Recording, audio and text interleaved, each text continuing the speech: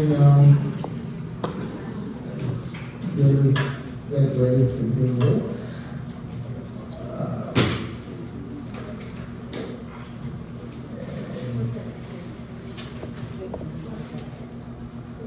The floor is open for questions.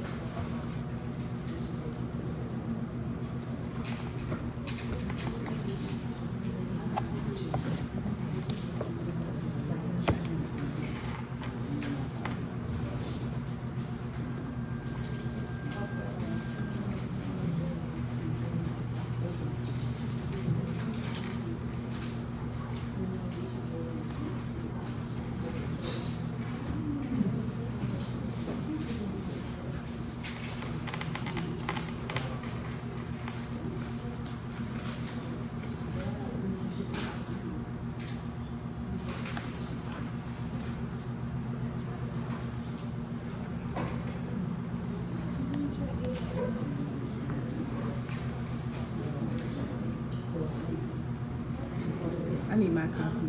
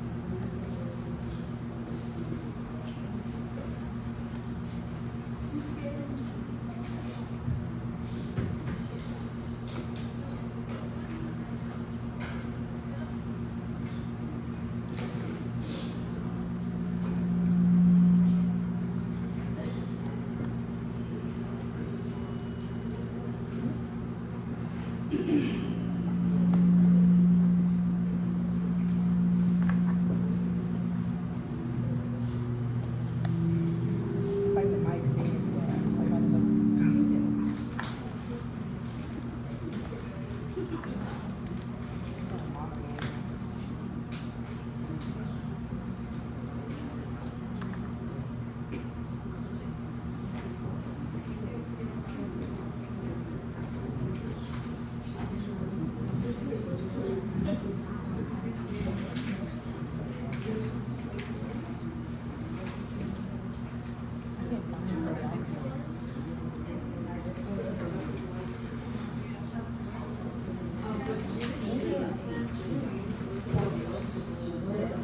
Oh,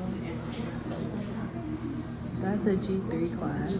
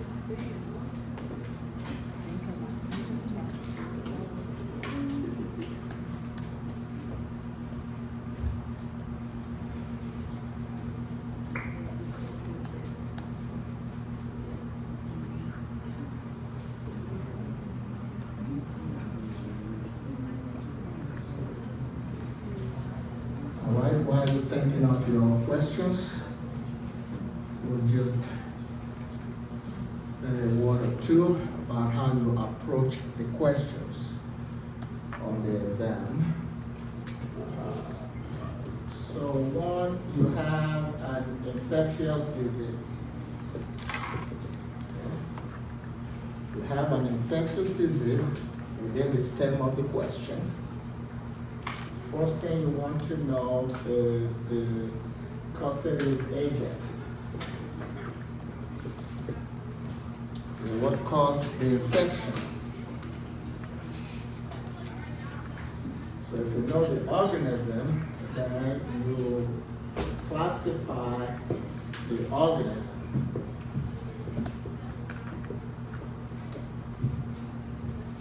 And then you can look at the suggested list of drugs that can be used to manage the infection. And so we're looking for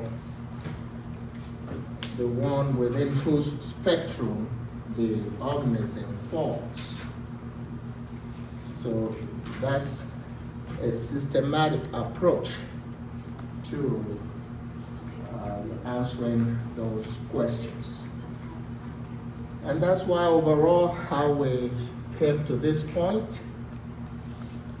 We mentioned that we have different types of organisms that we're exposed to, and we picked out bacteria to start with. So bacteria, viruses, fungi, and so on. So we started off with bacteria, and we mentioned some ways by which you can identify those bacteria, either because of oxygen requirement, that is aerobic or anaerobic, or because of how they grow on a plate, gram-positive, gram-negative, proteus that are indoor positive versus indoor negative, the ones that can elaborate urease, to the urease positive or urease negative, and the ones that you can grow on an agar plate that has blood, that is a blood agar. And that's what you use your strep to identify. Some will cause no breakage of the red blood cell. That would be your gamma strep. Some would only cause a partial breakage. That would be your alpha strep, like strep viridans, strep that causes pneumonia, that is Streptococcus pneumoniae, is also alpha strep. And then some that will cause total breakage.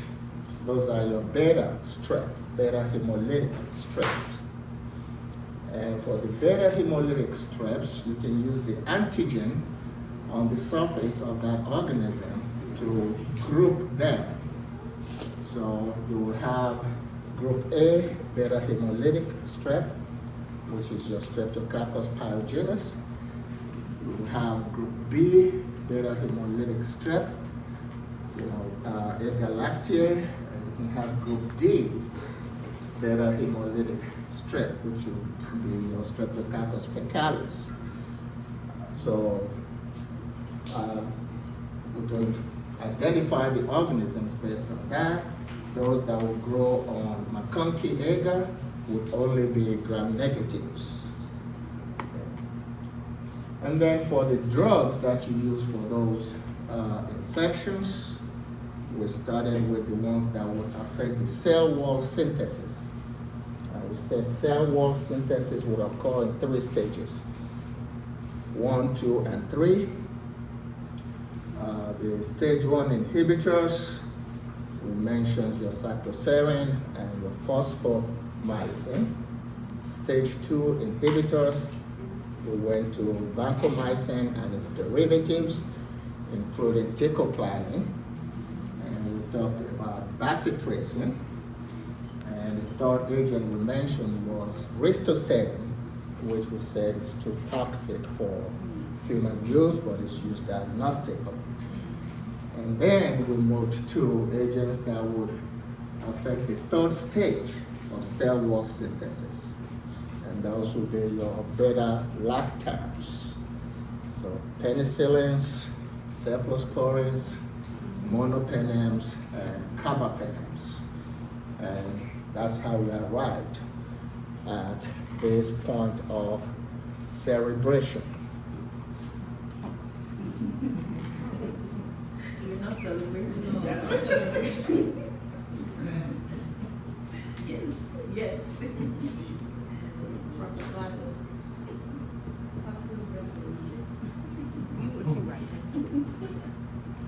I didn't say celebration. I said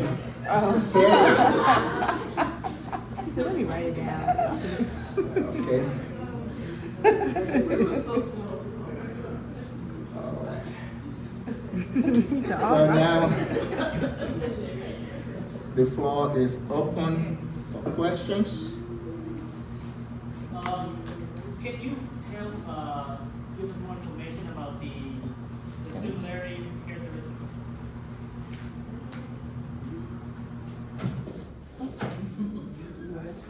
The similarities were, Characteristic of penicillin and vancomycin? yes, that was what we actually started with when we were talking about the penicillins. You're talking about the fact that they are all bactericidal. Okay, that's common to all of them. And they bind to PBP1 and 3. That's common to the penicillins. And they give you a time-dependent bactericidal effect, unlike your vancomycin derivatives, which give you a what? Concentration dependent. And we said that if you're allergic to one, you're likely allergic to all. So cross-allergenicity will be the same thing for all of them. So then the nucleus is present in all of them. The penicillinic acid, 6-beta penicillinic acid, is a structure or a nucleus that you find in all of the penicillins. And then we look at the differences.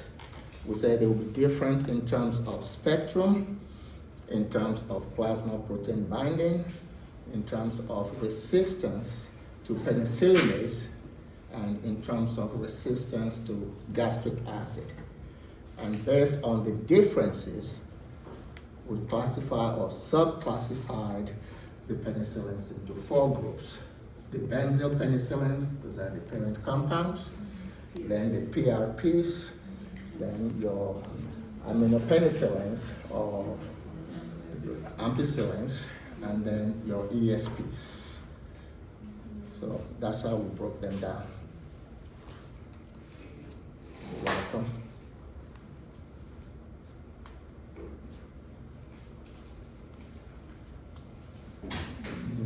Other questions?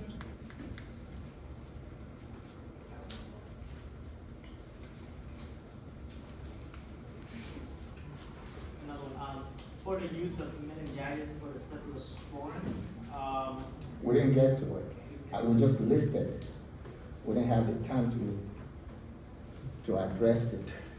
So don't worry about that. Just know they can be used in meningitis, empirical versus in pediatric versus in adults. And of course, it would also depend on the organism that causes the meningitis. See, where we have agents here, for some infectious diseases, there's only one. For instance, if I say syphilis, it's only treponema. Okay? If I say Lyme disease, it would just be Borrelia burgdorferi. If I say relapsing fever, it would just be Borrelia recurrentis. So for some of them, there's only one. Cholera, you would just say Vibrio cholerae. Okay?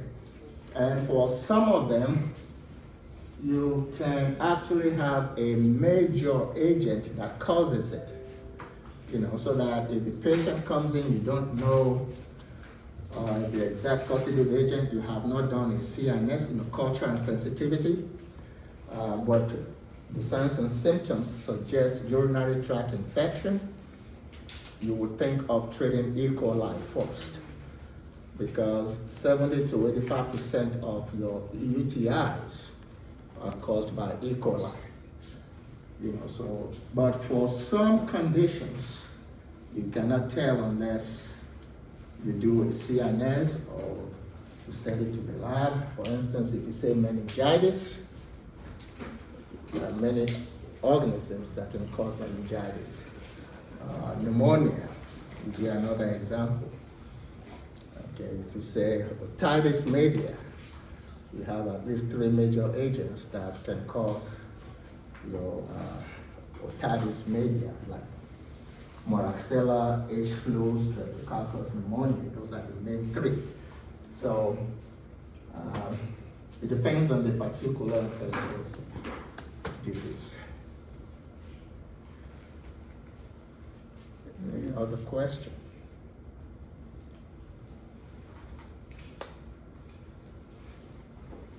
Okay. Which of the following is an adverse effect of daptomycin? Which of the following is an adverse effect of daptomycin? 1, myopathy. 2, elevated CPK.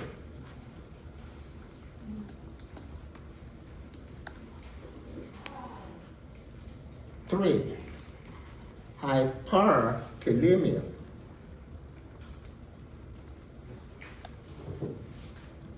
4, hypokalemia.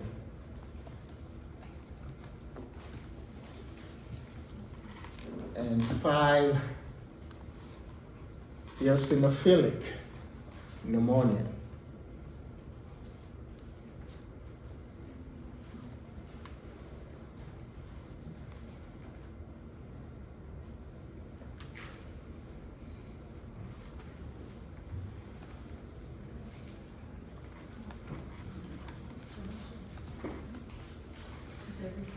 All of them. Okay, all of them.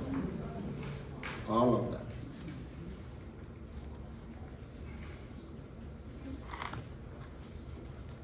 Which of the following is least likely to be effective in the management of endocarditis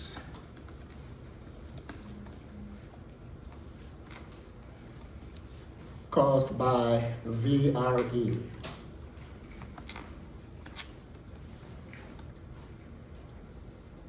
1, vancomycin. 2, telibenzin. 3, oritavancin.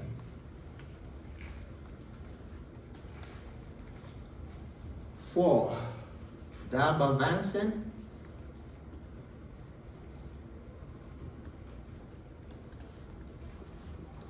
And 5, daptomycin. Which of those should not be used to treat VRE?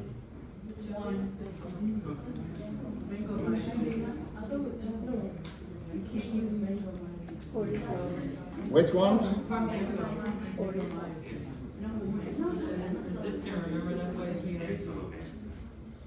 Yeah.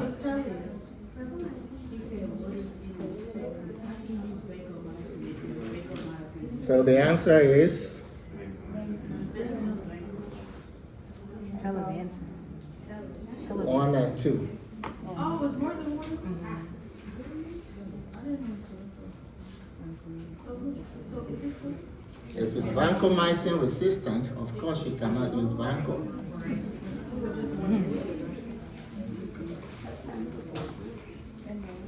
And B, because you just don't use it for it. It causes endocarditis, so don't use it.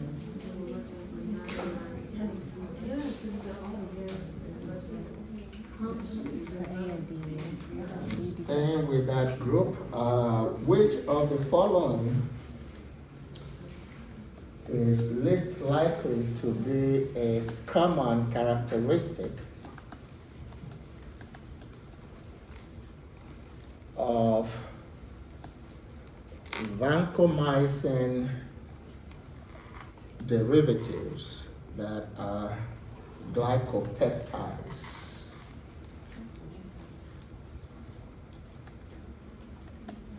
One,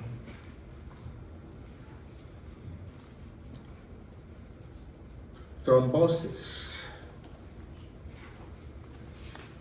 Two, IV administration. Three, effectiveness against MRSA-induced infections.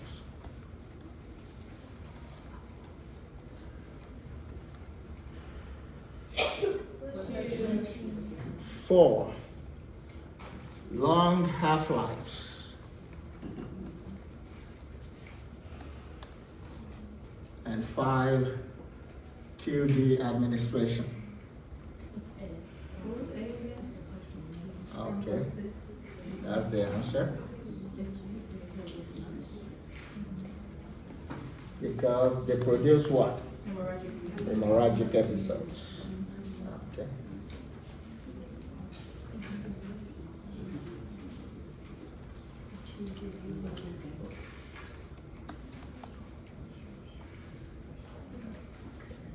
Dr. Mo, I have a question real quick.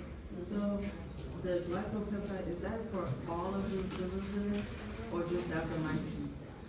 All of those drugs, vancomycin and its derivatives, are classified as glycopeptide antibiotics. But they're not all of them are just glycopeptides. Remember Yeah, glycopeptides? so that's what I'm saying. So are the derivatives just chemically glycopeptide or just Dr.Mo? Oh, no, they're always, So all of them aren't, so all of them aren't QD administration. yeah, because they have a long, Oh, least likely. Least likely.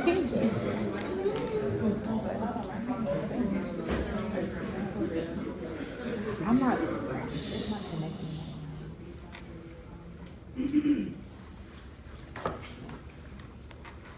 which of the following is least likely to be observed as an adverse effect of premaxin?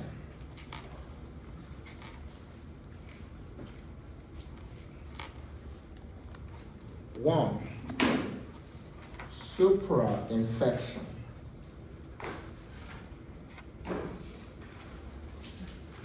Two, seizures and headaches.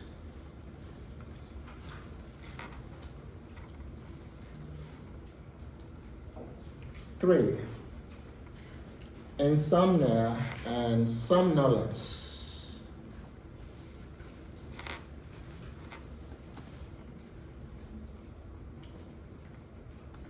Four,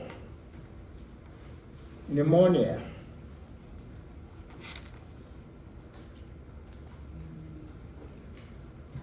And five, the non-specific GI adverse effects.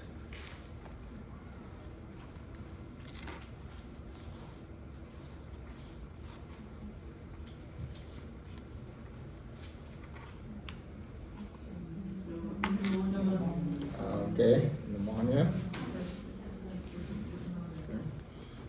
And remember what we said, whenever you see carbapenems, in terms of the adverse effect, the first thing that should come to mind is CNS. Seizures, headaches, and then the hind and all that. Okay. Considering its spectrum of antibacterial activities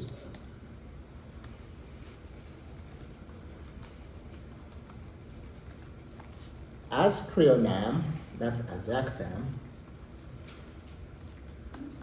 should not be used to treat which of the following conditions?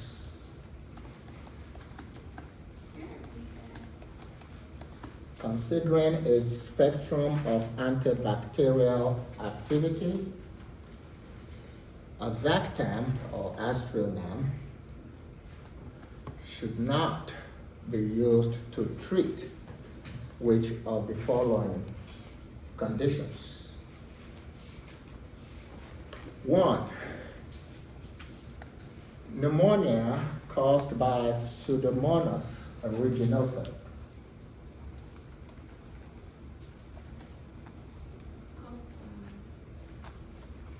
Caused by Pseudomonas aeruginosa. 2. Pneumonia caused by Klebsiella pneumoniae.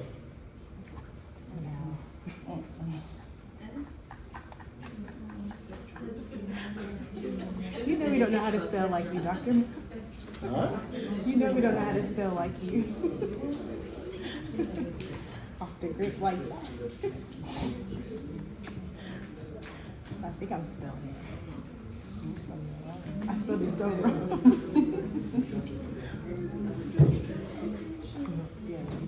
Okay. Close. 3.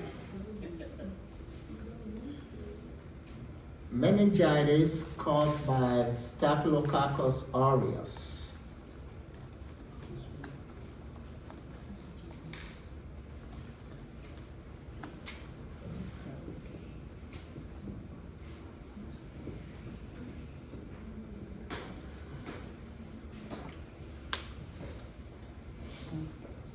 Four, UTI caused by Proteus mirabilis.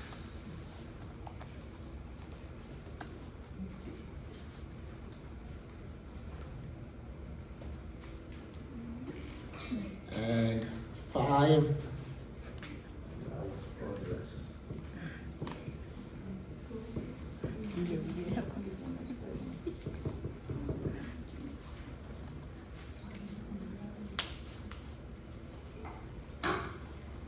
and 5, gonorrhea caused by Neisseria gonorrhea.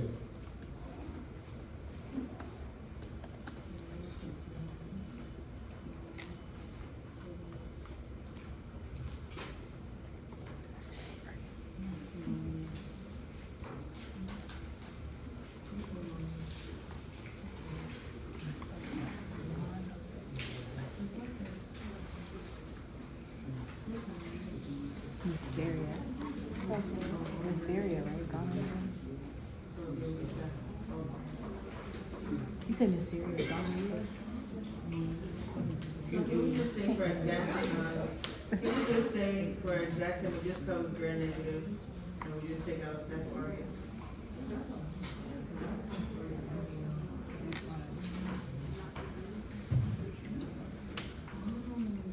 Use the British spelling as an O there. Or British spelling.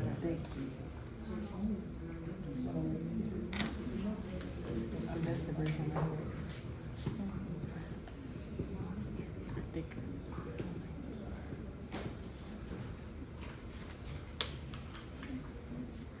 So what's the answer? That's staph. Okay, that's the answer. Because azactam is effective only against gram negatives. So staph is the only gram positive on that list.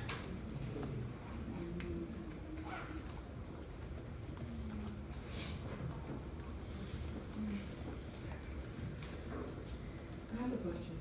So even though in the areas concentration it says indication, does indication you still want us to take along and consider spectrum as well? Give me an indication where you won't have an agent. That's why we mentioned this, right? Oh. The indication is the infectious disease, the particular disease.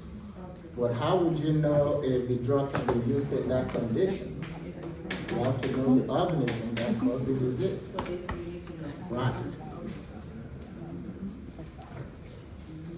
And if you know the organism, but you could not classify the organism as aerobic or anaerobic, then you miss the question. Because you know the spectrum of your drug is only for gram negatives.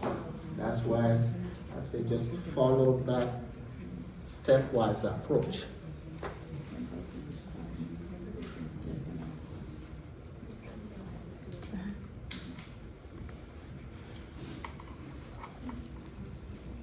In which of the following conditions should pen G not be used? Or we can put it another way, pen G is effective in managing which of the following conditions? That's the same thing. 1. Actinomycosis, caused by Actinomyces israeli.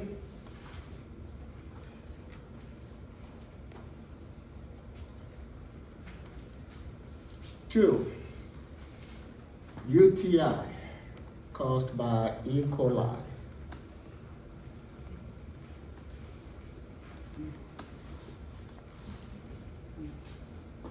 3.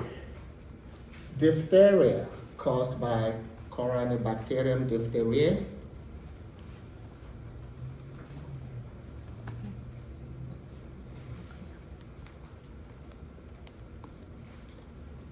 4. Syphilis, caused by Treponema pallidum.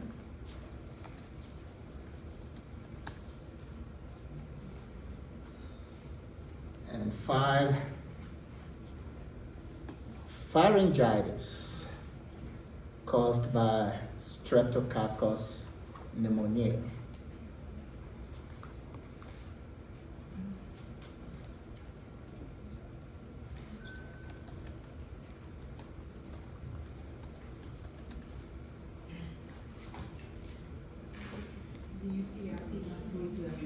All right, UTI caused by E. coli. Again, it goes back to that.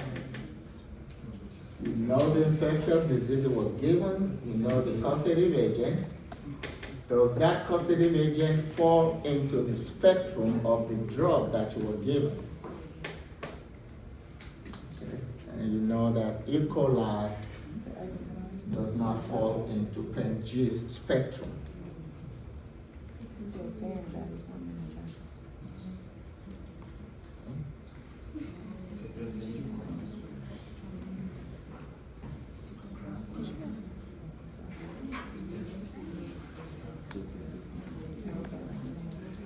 Which of the following conditions is caused by a spirochete? In other words, which of the following is a spirochetal infection?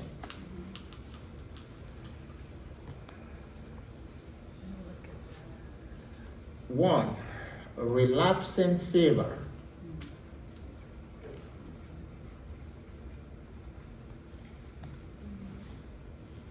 2. Syphilis.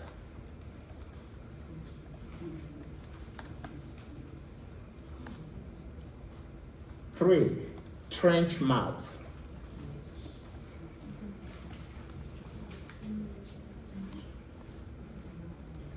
4. Rat bite fever.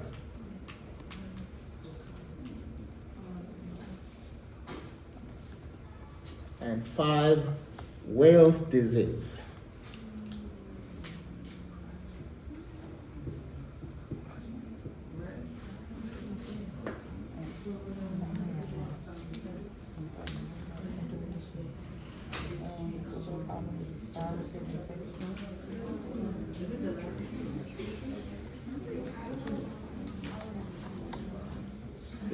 all that apply.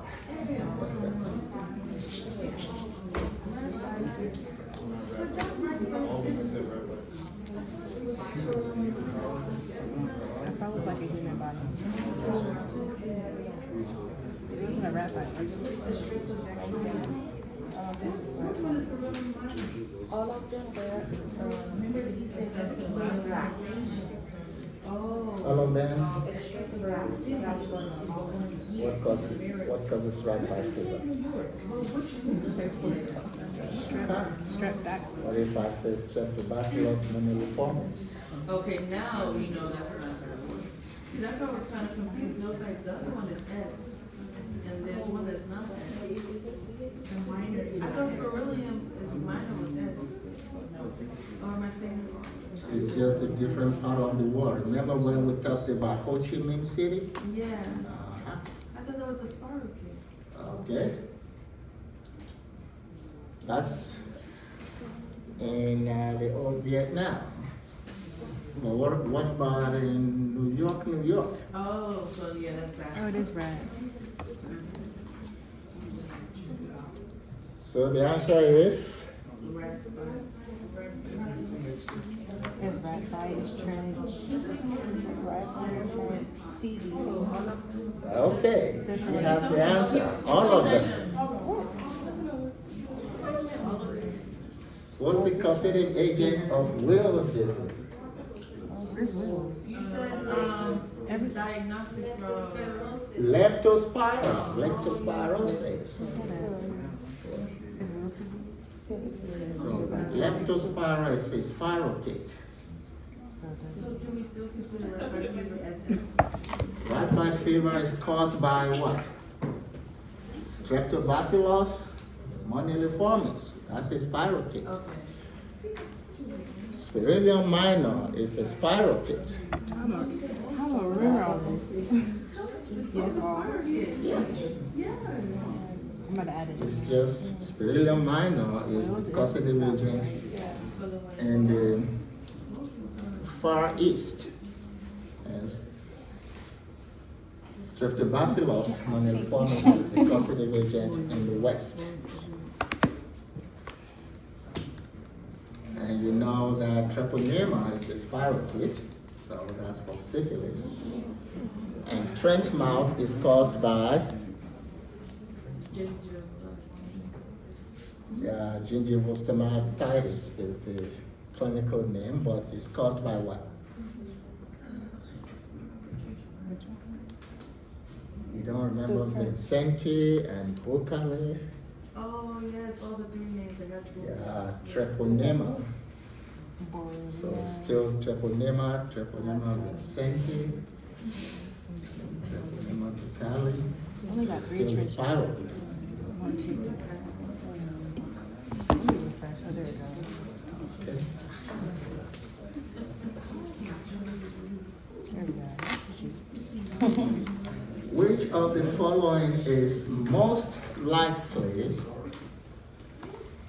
to be used prophylactically during hysterectomy? 1, cefazolin, that's Ancef. 2, mefoxen.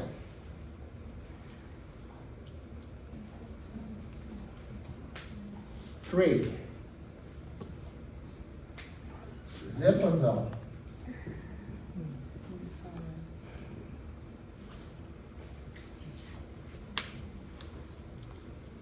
4, clindamycin. And 5, clavurin.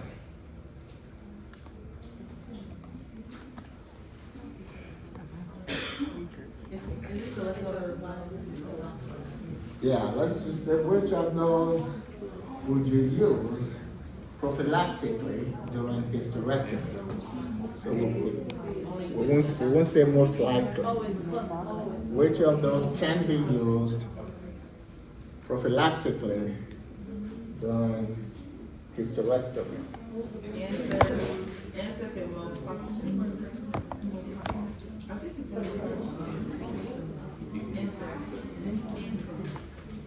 Oh, inside. Select all that apply. Oh, hey, I got it. Period. Right here. So we know it's no fox. We know it's. Did I spell that wrong? Ancestral. What?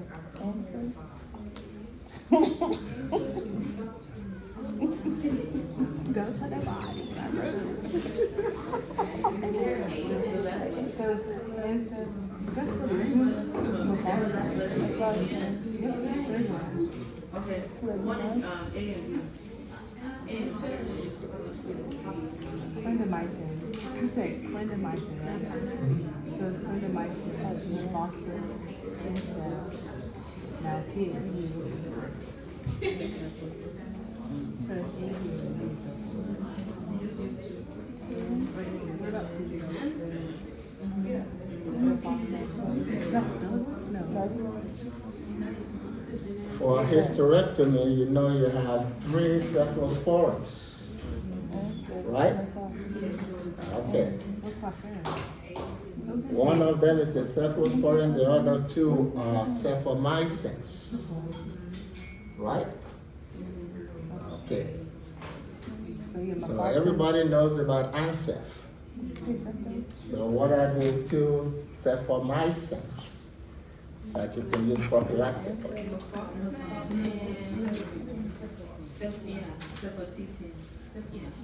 Wait, was that the last one? Okay. you said? And alternatively, if the patient cannot take a cephalosporin, then you can give what? Just makes Clin sense. okay. All right. Or Clin. Now that we've gone through that, what is the answer? Oh, no. A, B, E, ANSEF, methoxy, methoxin, and clindamycin. clindamycin. But you didn't say allergy. Oh, so it doesn't matter? So A, B, and D. Did you say The seven? question was, Oh. which can you use prophylactically? We didn't say allergy or no allergy. Let me screenshot. You can use clindamycin with or without. With or without, plus or minus. I'm not. Okay. So it doesn't matter if you were to mention like, oh, if you're allergy, just know that. If I had mentioned that if you're doing hysterectomy in a patient who is severely allergic to cephalosporins, then you would only pick clindamycin. Okay. Oh. It's severely allergic. If they're severely All right, same question, but for cabbage. Let me put over you. Use this for So the answer will be what? or clin. Okay, ANSEF and clindamycin. Or vancomycin. Okay. what happened?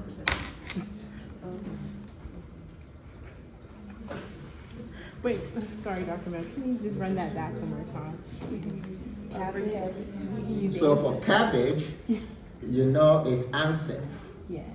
Okay, and the alternative, if the patient cannot take a cephalosporin, then it will be clindamycin on that list. So that will be the answer if you're using cabbage.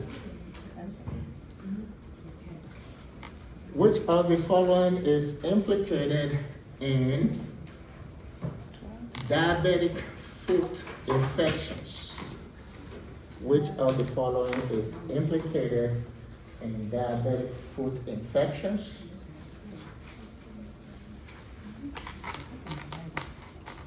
One, alpha hemolytic strep. 2, Staphylococcus epidermidis, like epidermidis. 3, Proteus vulgaris.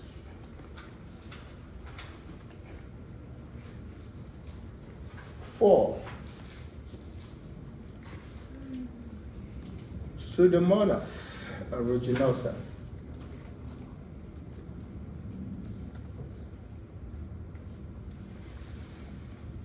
5, Bacteroides fragilis.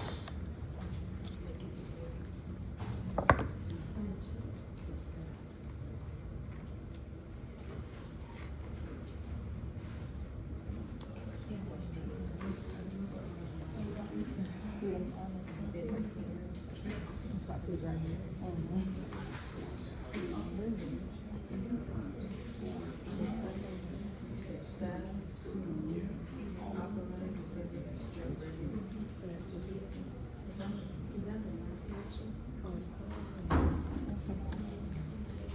Maybe it's a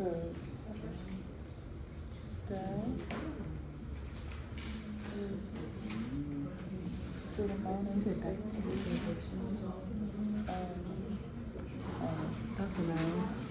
What was that last one you said? You said bacteria.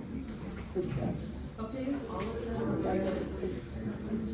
I don't see African.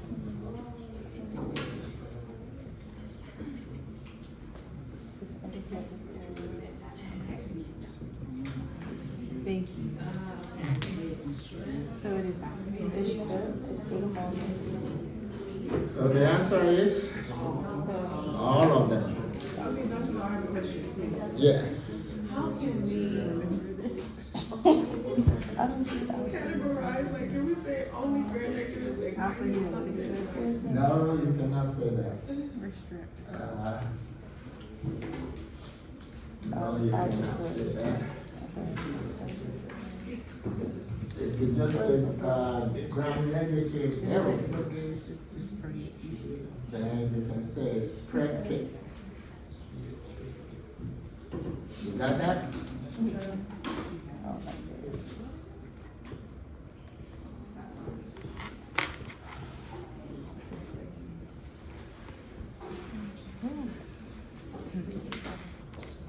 But actually, this should be like your own.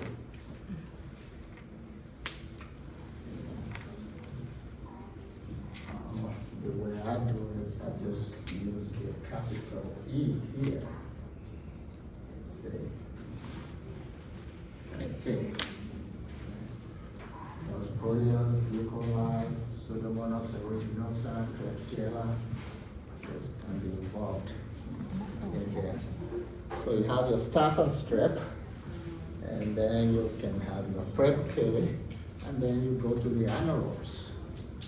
You just have your bacteroides, Clostridium, that you can find in diabetic foot injury or infection.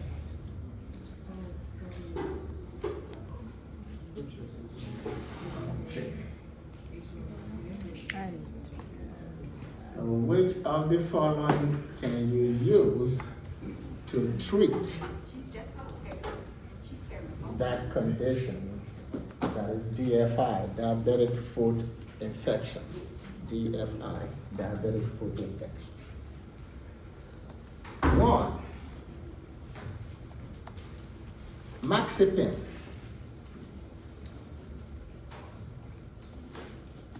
2, Fortaz, Fortaz, Fortaz. 3, clindamycin.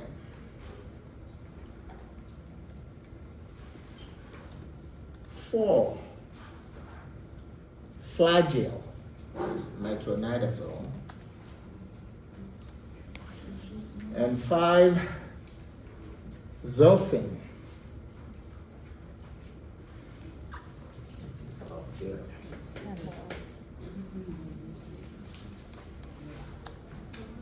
Which of those can you use to treat DFI?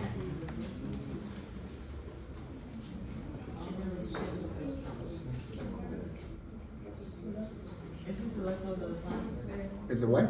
Yeah. everything except those.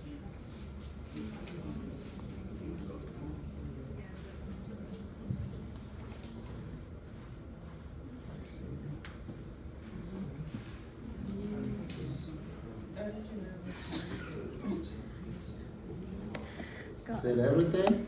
Except those. What's in those? Oh, it's that Tazo, right? What's Tazo? So the answer is all of them. All of them. And if I include Premaxin on that list, would it also include that? Yes. If you look at your indications of imipenem, Premaxin, you'll see diabetic foot infection. So Premaxin is another thing you can use. And you can use Cipro, that is fluoroquinolones. You can use Cipro, you can use Levaquin. How does Zosyn cover diabetic foot infection? Because I was just under the impression it was G3 or G4.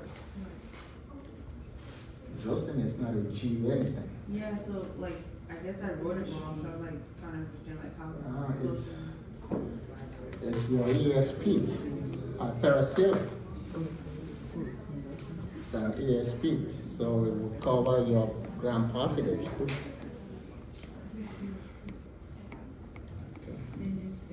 So, fibrosis is the part of the Zosyn that can treat the diabetic foot. Yeah, remember, it would always depend on which organism you extract from that patient.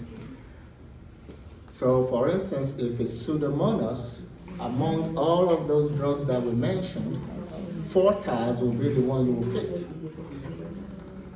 You know, if in that DFI you found, let's say, bacteroides, then you will want to pick something that affects anaerobes. See, like flagell. Okay.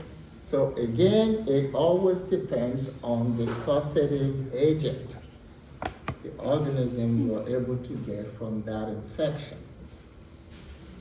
Okay.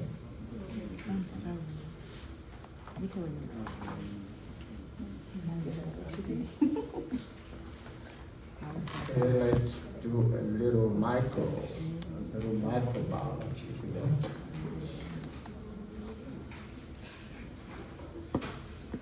Which of the following is least likely to thrive, that is to grow, on a McConkey agar? Which of the following is least likely to grow on a McConkey agar? 1, Escherichia coli.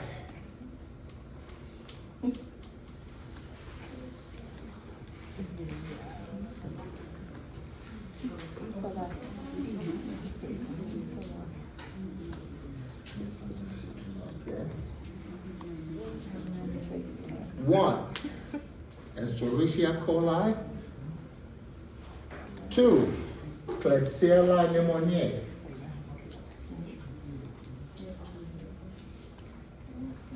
3, Bacillus anthracis. 4, Neisseria meningitidis.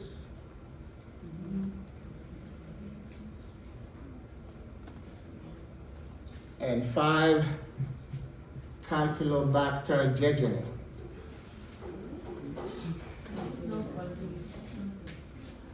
I feel you better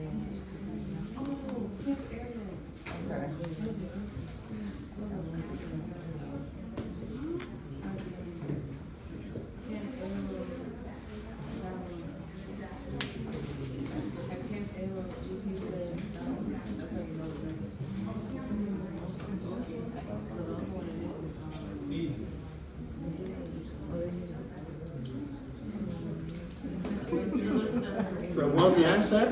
What was the second one you said? Okay, Bacillus anthracis. In other words, you are looking for a gram-positive organism there. Because McConkey egg,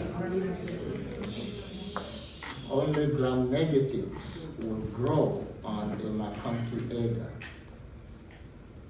So if you see a gram-positive organism listed there, then that will be the one that will be least likely to grow on a McConkey agar.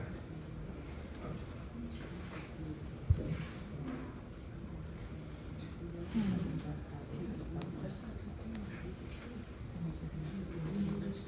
Which of the following would produce a complete hemolysis when grown on a blood agar? 1. Streptococcus viridans. 2. Streptococcus pneumoniae.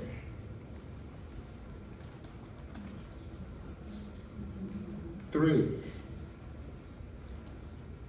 Streptococcus agalactiae.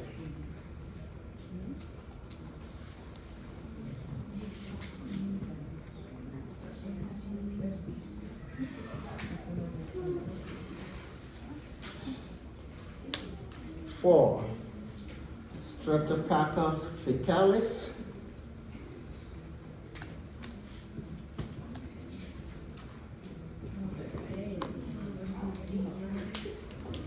5. Streptococcus pyogenes.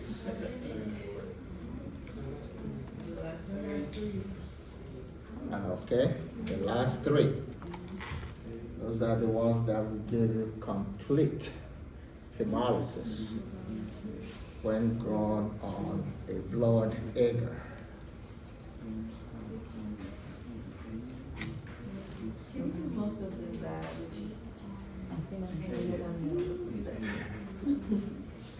Which of the following is most likely to have a bluish coloration after gram staining?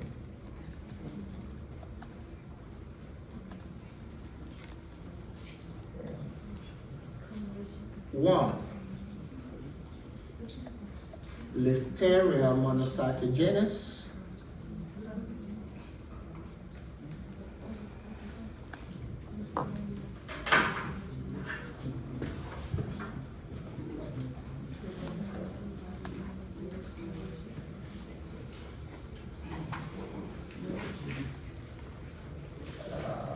2, Neisseria gonorrhea.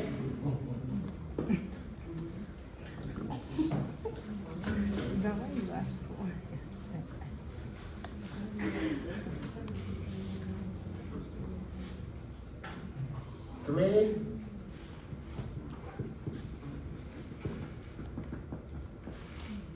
Escherichia coli.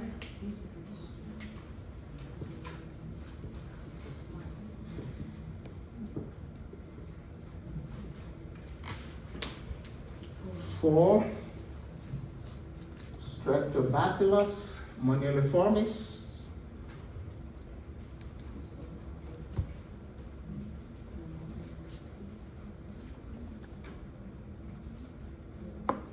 5,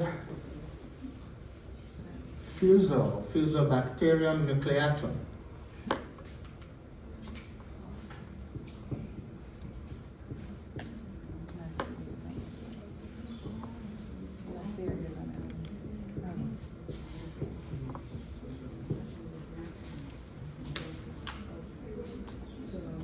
So the answer there is what? Listeria, okay. Because that would be a gram positive agent. Okay.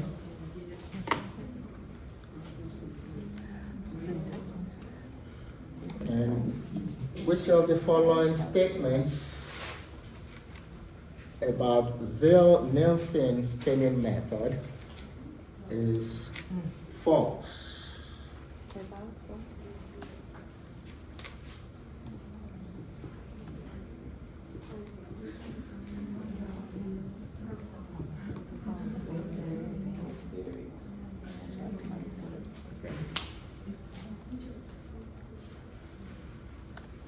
One, it is employed in identifying mycobacterium or mycobacterial species. Two, the primary stain is hot carbolfuchsin.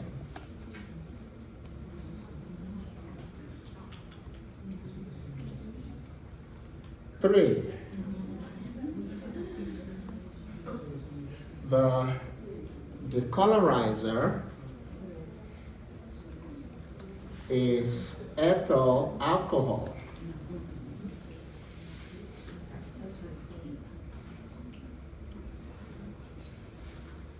Four, the mordant is Lugol's solution, which is iodine solution.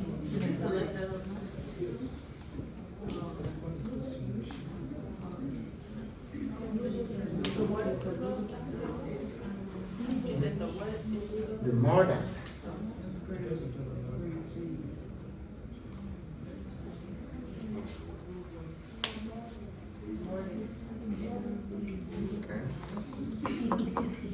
And five, the counterstain is methylene blue.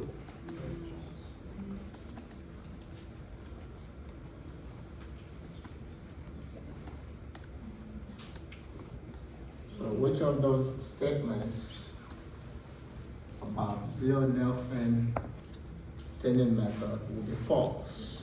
Glucose and ethanol acid. Oh, acid.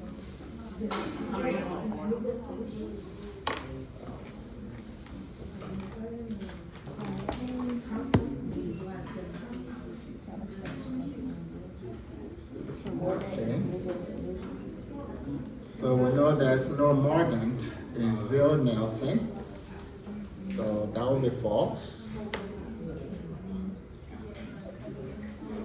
Because we only use a mordant in gram staining. Okay.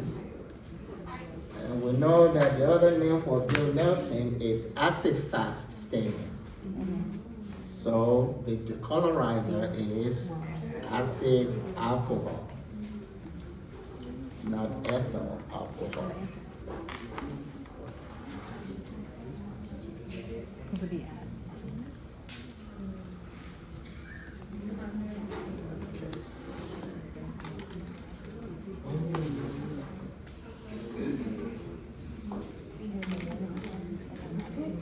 Which of the following is likely to produce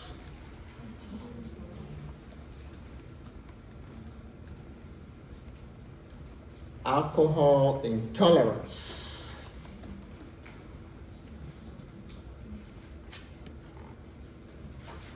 One, cefamandel.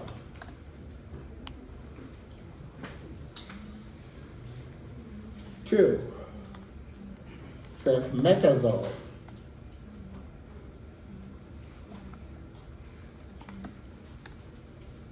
Three, cefotitan.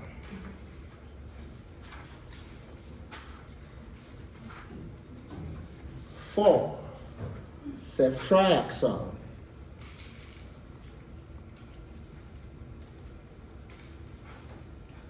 And five, cefoperazone.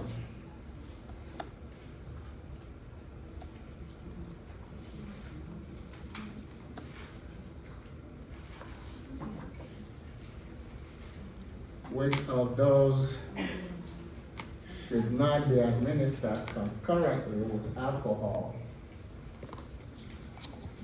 because of the disulfiram-like effects?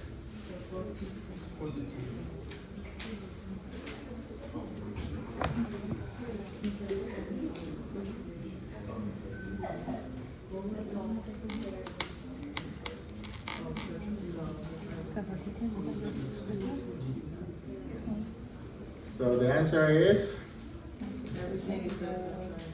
Okay, all of them except ceftriaxone. Which of the following is adequately distributed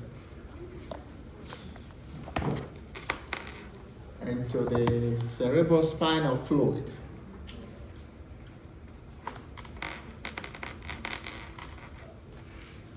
One, Zinacef.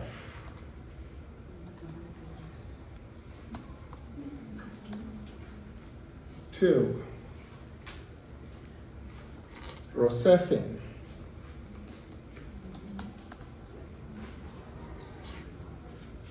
Three, Claforin.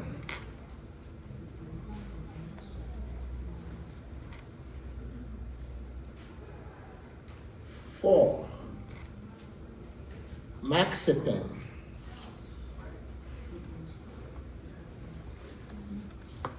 And five, Cefobid.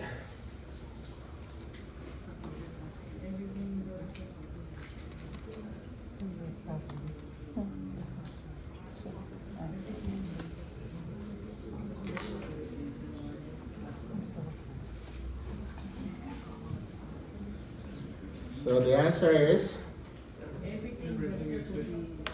Okay. So just look at their generic names and look for the X, letter X.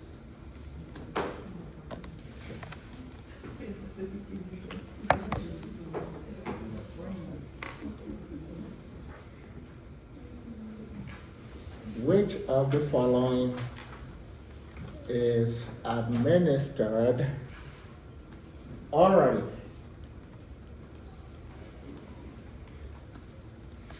One, Zefazone.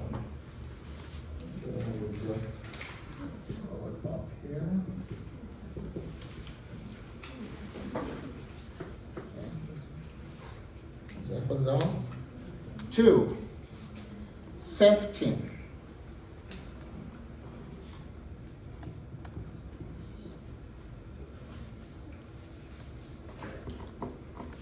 Three, Geopen.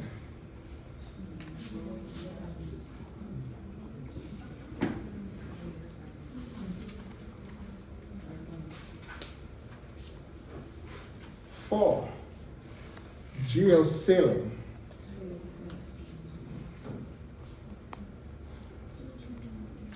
And five, Zinacef.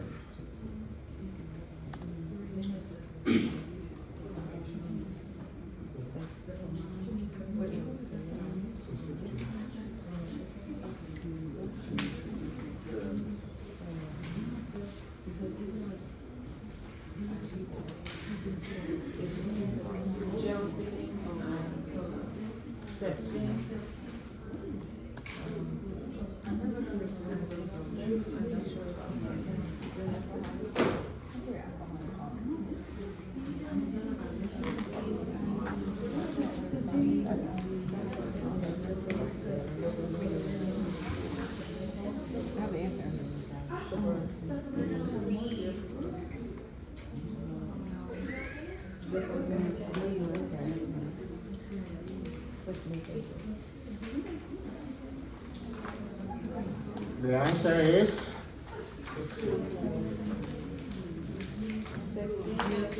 so we hear Ceftin. We have Geocillin. Okay.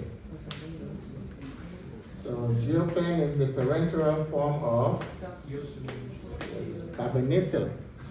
The carbonicillin disodium, and this is carbonicillin indemnyl sodium. And of course, septin is cefuroxime acetyl, and zinacef is just the cefuroxime itself that is injectable. What about spectracef? How do you administer it? Spectracef is administered orally, 200 milligrams POBID. I don't remember.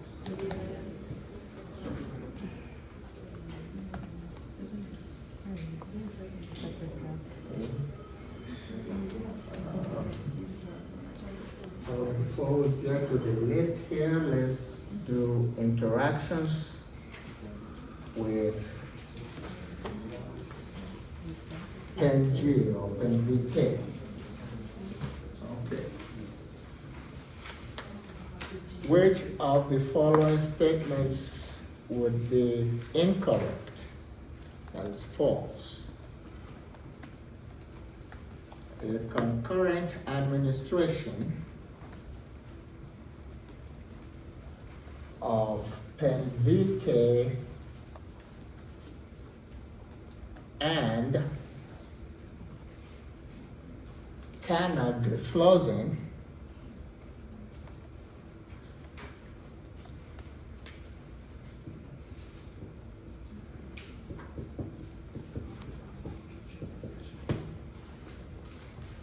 will result in hypokalemia.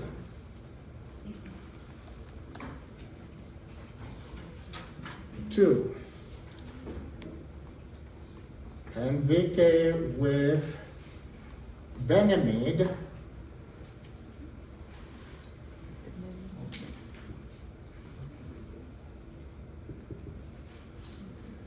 will result in a decreased urinary secretion of PEN-VK.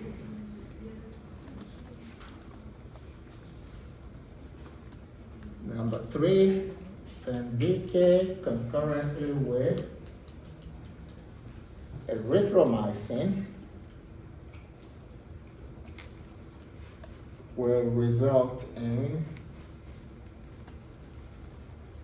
a decrease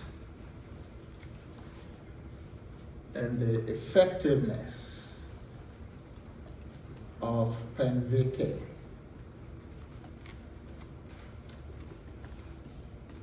Four, PEN-VK concurrently with gentamicin in vivo will result in synergism. And lastly, PEN-VK concurrently with lisinopril will result in hyperkalemia.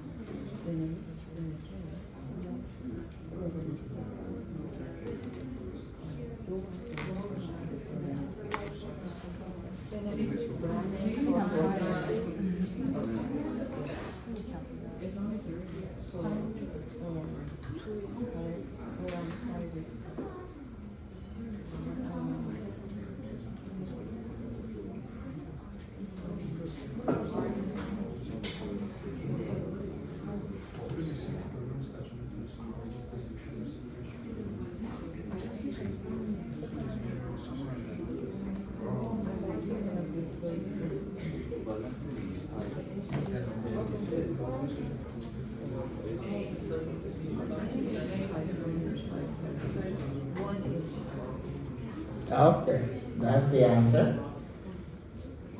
It's only number one that is false. How do you classify danugliflozin? SGLT2 inhibitor. All the SGLT2 inhibitors will do what to potassium? Increase. Okay.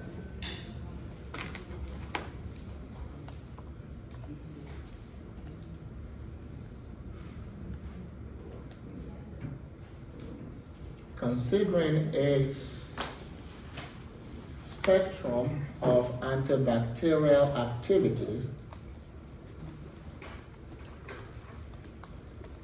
ampicillin should not be used to treat which of the following conditions?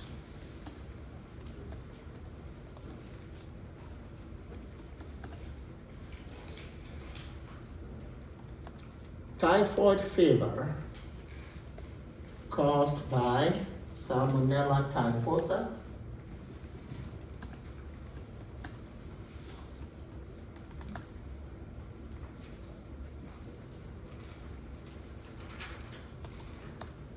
meningitis caused by Listeria monocytogenes,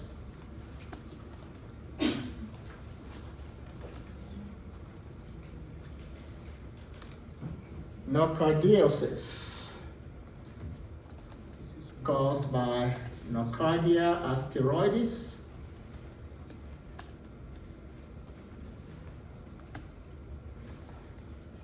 UTI caused by Escherichia coli,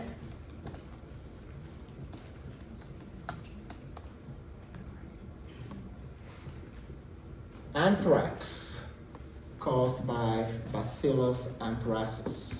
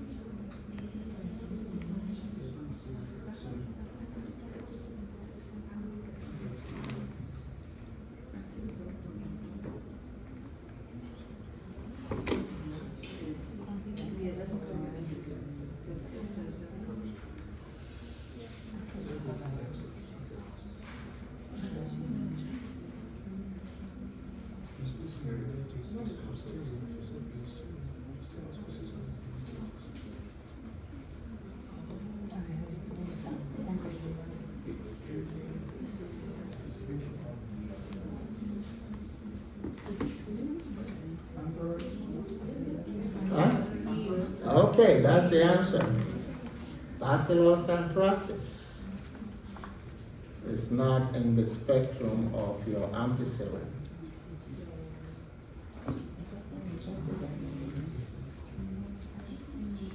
Remember the clubs, Corynebacterium, Listeria, Bacillus. NG will be effective, but ampicillin would only be effective against Listeria in that group. In fact, ampicillin is a very good drug for managing Listeria monocytogenes induced meningitis in infants or children. So that's the only gram-positive aerobic bacillus that ampicillin works against. Not against bacillus, not against Corynebacteria. So you just go to the spectrum. And I think that's one of the questions on the AOC. You're comparing the spectrum of PenG to that of ampicillin. So it's part of the AOC. If an infant is getting bacitracin 1,000 units per kilogram per 24 hours, what's most likely the indication? that is what's most likely the condition that is being treated.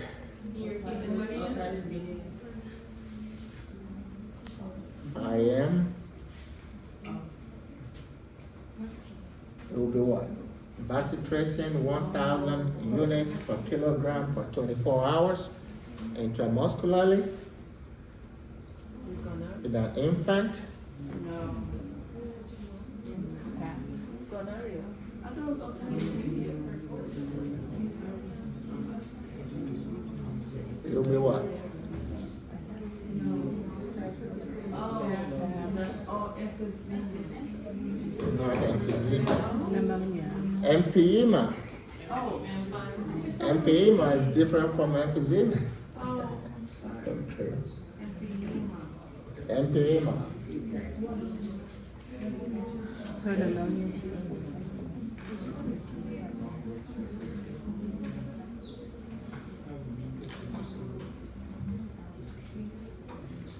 And that's usually caused by Staphylococcus aureus.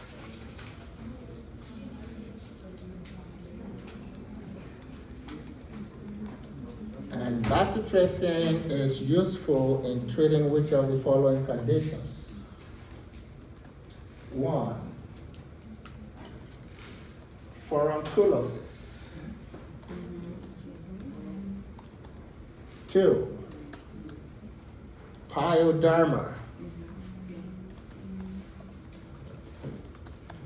3. Infected eczema.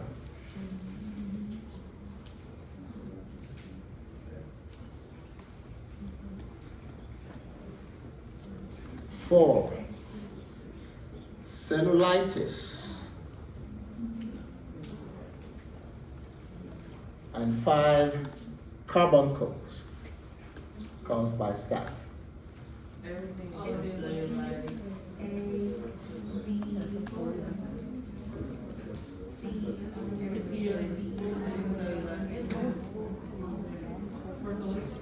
Okay, all of them. Staph can cause cellulitis.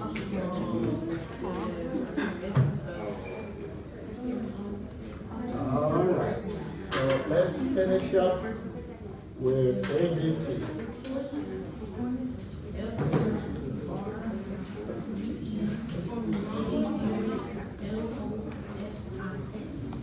Thank you. It's all.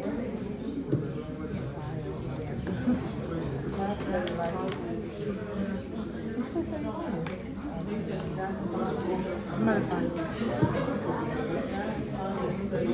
Look what this says.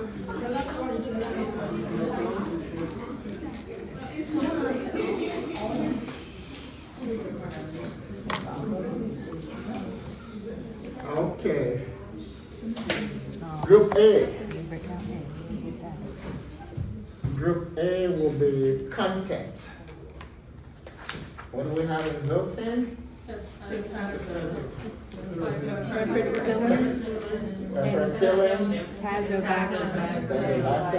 Zabaxa? Cesto. Which one? Cetolozane. Cetolozane and what? Tazobactam. Okay. And what G number is cetolozane? G3. G3. Okay.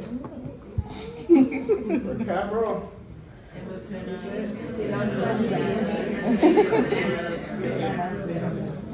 Right? Avicans. Zidactam and Cestazidime. She's a dime. And the cat is in there. Cetazidime. Oh, And cetazidime is generation what? 3. Okay. So cetazidime is G3.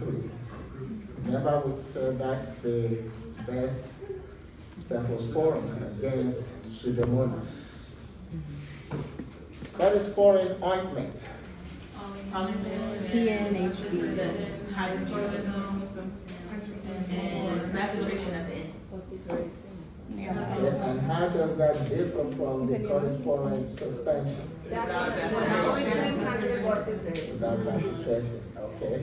Marblemere?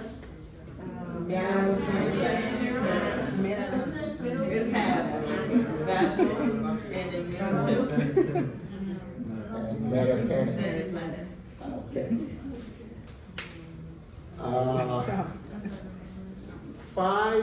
Group B is mechanisms of action. NG, Inhibition of transpeptidase. inhibition of transpeptidase. Well, it has to bind to PDP 1 and 3. Okay. Monoral,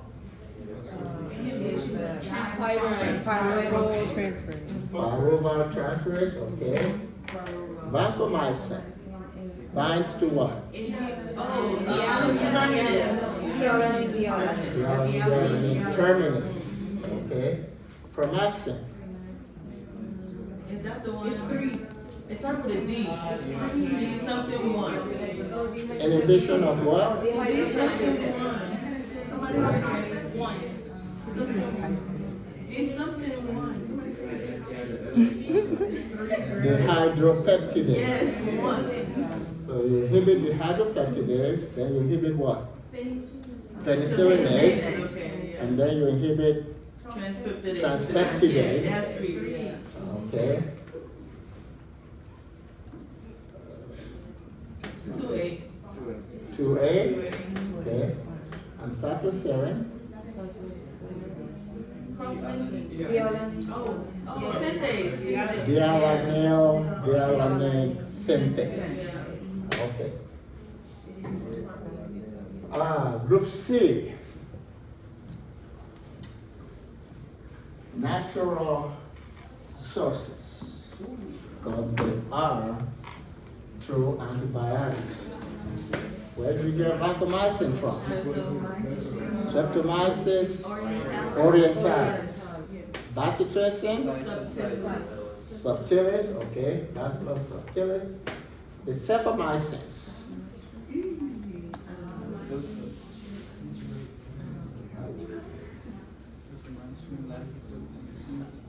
Okay, streptomyces, lactamdurans, azactam,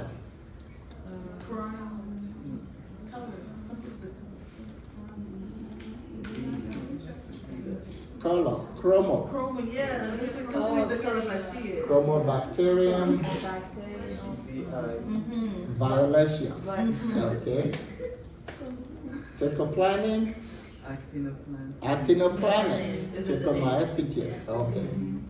All right, that would do it.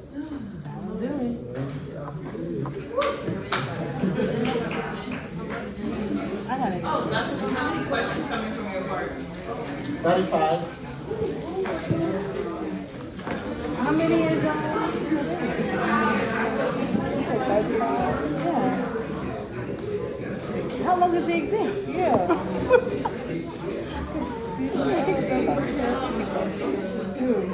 There's another 100. It's not like